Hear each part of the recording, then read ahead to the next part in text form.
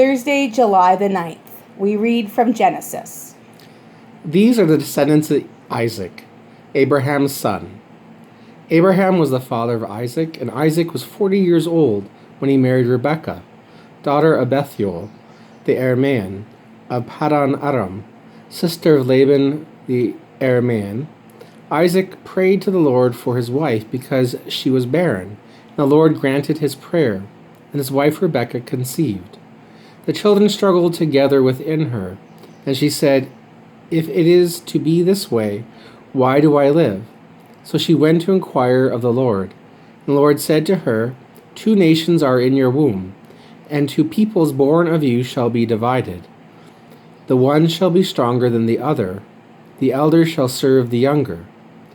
When her time to give birth was at hand, there were twins in her womb. The first came out red, all his body like a hairy mantle, so they named him Esau. Afterward his brother came out, with his hand gripping Esau's heel, so he was named Jacob. Isaac was 60 years old when she bore them.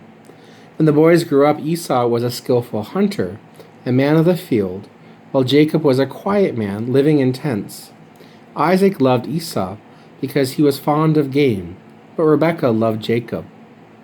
Once, when Jacob was cooking a stew, Esau came in from the field, and he was famished. Esau said to Jacob, "Let me eat some of that red stuff, for I am famished." Therefore he was called Edom. Jacob said, "Sell me your birthright." Esau said, "I am about to die. Of what use is a birthright to me?" Jacob said, "Swear it to me first." So he swore to him and sold his birthright to Jacob. Then Jacob gave Esau bread and lentil stew, and he ate and drank and rose and went his way. Thus Esau despised his birthright. From verse 34, Then Jacob gave Esau bread and lentil stew, and he ate and drank and rose and went his way. Thus Esau despised his birthright. Birthright, what does it mean to you? It is interesting to know and understand your birthright. In the community in which I was raised, there were only two Swedish families, my grandparents who immigrated from Sweden, and another family consisting of Grandpa's sister, who was married to Grandma's brother. Grandpa and Uncle Nels emigrated together, while Grandma and Aunt Kerna and her 3 children came later.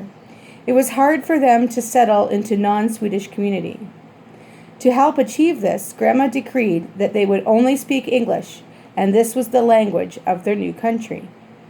There was no Lutheran church in the area, so the children born in Canada were not baptized. The only textbook that the parents had from school in Sweden was the Bible, so everything good, bad, or otherwise was related to something from the Bible. Trying to maintain the Swedish birthright for these children as they grew up and began looking for spouses was not easy. There were no other Swedes in the area. What happened was that the Swedish birthright was joined to another heritage, and a new tradition was born. Let us pray. Gracious and loving God, please assist new families as they begin a new birthright tradition. Amen. Amen.